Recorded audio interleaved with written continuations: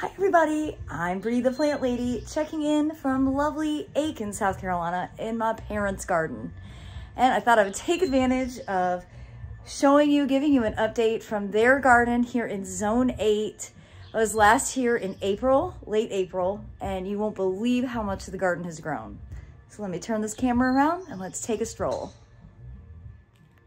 So right here off their front porch, you can see ground plane coverage means.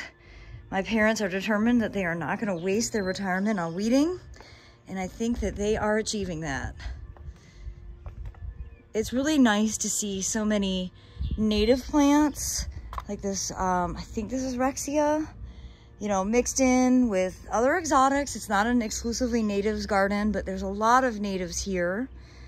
I'm so happy to see how well their Edgeworthy is doing. Beautiful phlox. I think the Chrysanthemums have just finished. We're gonna go to Jenks Farmers tomorrow, and I am going to make a video to show you his amazing chrysanthemum farm. My mom was saying that she was like disappointed that there's not a lot of color, but honestly, she does have a fair amount of color, and so much of what's planted here is going to bloom, you know, over the course of summer, really more into fall. So I was trying to tell her, like, just be patient, you know, like, trust me, you'll appreciate having more color in October when it's not a billion degrees outside like it is right now. You can see, unlike at my house where all of the Salvia leucantha died, it's totally reliably hardy here. I'm very jealous of Zone 8 in that they can grow things that are not reliable for me.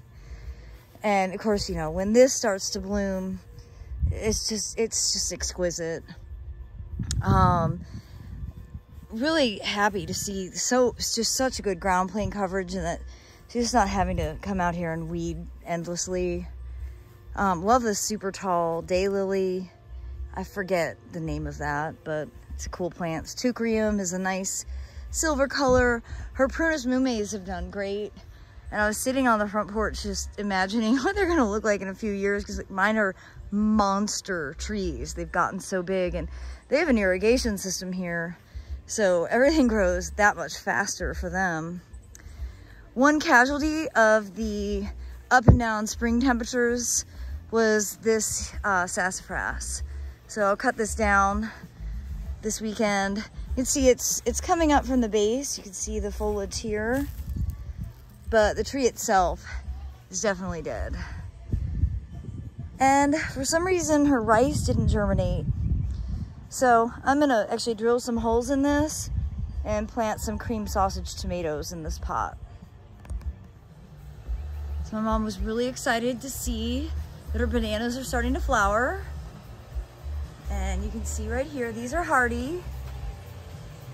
And they're starting to set, you know, tiny baby bananas. These will continue to grow. And every time I come here, I'm like, I need to plant some magnolias. This is Little Gem, and it's a monster plant. I don't really have room for it, but at the next door house, I need to make some space. It's a great native. Of course, in here, lantana and butterfly bush and her brugmansias have already started blooming.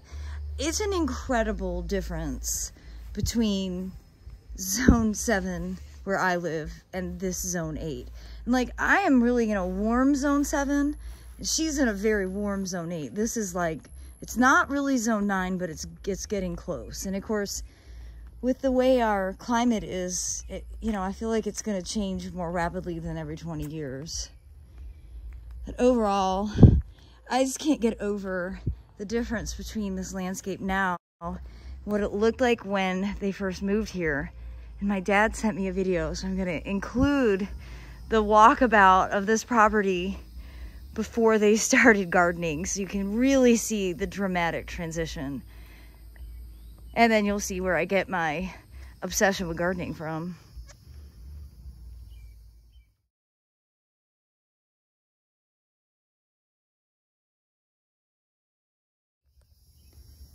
So for people living in zone 8 and warmer with deer problems like my parents have, this Tagetes lemonii is the answer. And you can see they've been pruning it and trying to keep it more organized.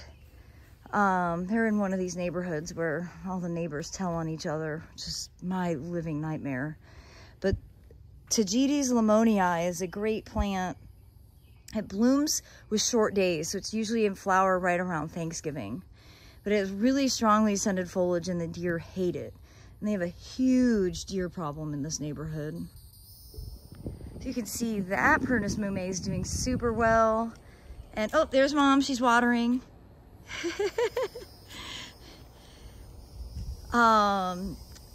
Chrysanthemums as a ground cover, these are perennial mums that bloom in the fall.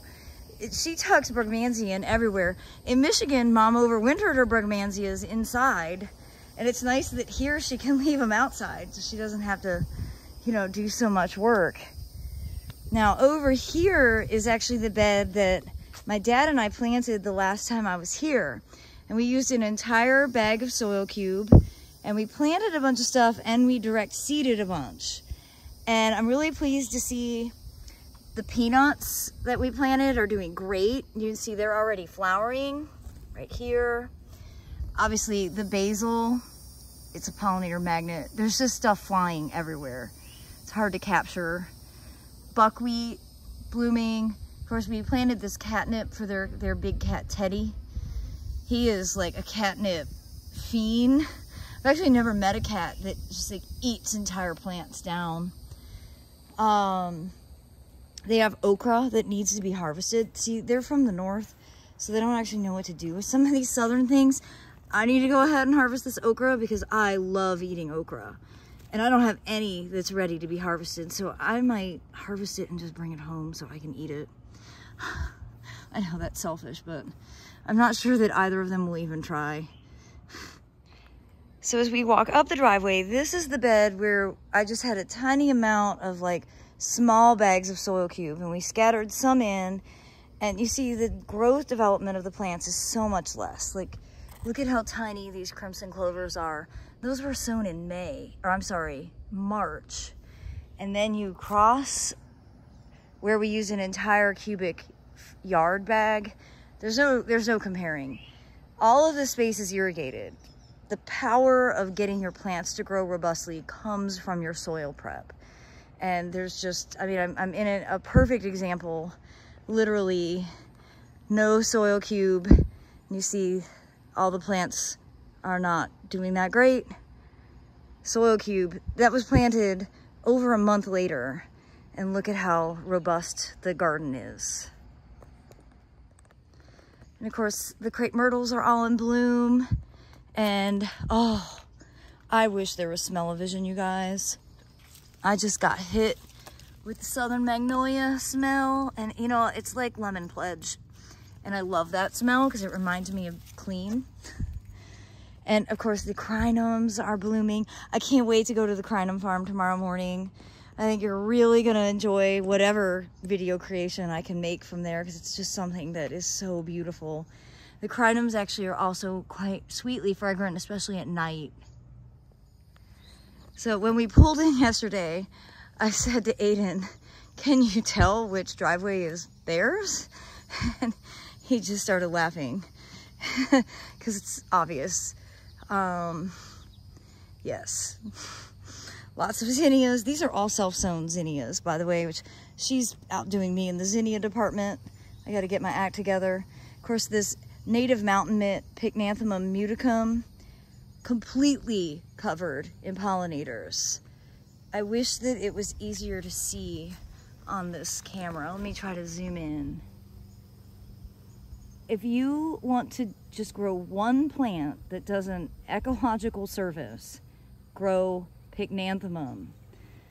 Truly, there is nothing else that will give you this kind of satisfaction with native and non-native pollinators. This plant makes every bug that exists happy. It does spread, so give it some room. You know, nothing wrong with a plant that spreads as long as you understand how to deal with it. It's a perfect plant to grow along a driveway. And of course you can see zinnias are mixed in and crepe myrtles, and it's all together. This is a really pretty driveway entrance, different from all their neighbors. I'm kind of surprised they haven't gotten in trouble for it. These doggone neighborhoods are crazy. All right, coming along their kind of side property. Unfortunately, this camellia still looks terrible. No action has not resulted in problem solved. I'm not sure what's going on with this, but it shouldn't look like this. Glad to see the Radicans gardenias doing well. They're not blooming right now, but hopefully they will soon. Hi! Happy 4th of July! Well, we've all been out here swimming and enjoying the pool. You can see the Treasure Island sweet potatoes. I just told my mom not to bother trying to transplant them because the deer eat them so badly and they're safe in here. It'll be interesting to see how they do in this pot. Watch her have like a massive harvest. It's like one of every variety.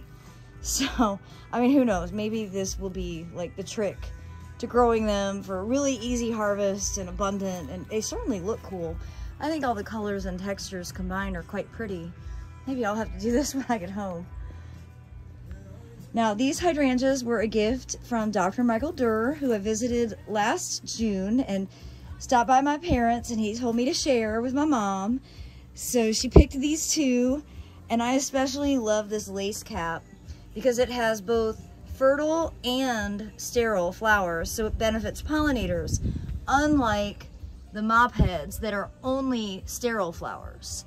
So if you have the option and you want to garden for pollinators, focus on getting lace cap hydrangeas. And by the way, these are great in pots. They've been in these containers for a year now, stayed out all winter long, no dieback whatsoever. Another big difference between zone 8 and zone 7, where all of my hydrangeas, especially the ones in the ground, all died to the ground as a result of the cold snap that we had in March. So it's funny, my mom was saying that her pots are boring and she doesn't have any color. And it's like, okay, well, but here's a salvia in bloom, and here's the phlox bright eyes, and here's a volvulus flowering, and a really interesting alternanthera and a coleus. So maybe her perspective on color is different from mine. I think her pots look awesome. This is actually a poinsettia from last Christmas that she's growing in a pot. Here's some more of the sweet potatoes growing with creeping Jenny, and again, that nice purple salvia. Calibrachoa doing well. Yeah, I think maybe she's just being a little too critical. That she was asking me about harvesting her lettuce seed because these pots were gorgeous this spring and they're not quite ready. So just to show you guys, you see these flowers haven't really opened, and they will look more like dandelions when the seed is ripe. They'll be puffy and white. So those aren't ready. And a plant that I can't believe she can grow successfully is Louisianthus. This thing melts in like 30 seconds in Raleigh. But here it is in a pot on our back deck or back patio. Actually, specifically the land yacht, y'all. I think he's finally not getting threatening letters from the HOA over his patio creation. And it's really cool. I think it looks awesome. I kind of just don't understand why HOAs have to be such jerks about everything. Other than maybe they're just jealous that they don't get invited to their parties. I don't know. But, you know, everything is removable and it's not really intrusive. It's all neutral colors. So hopefully his war with their architectural review board has ended.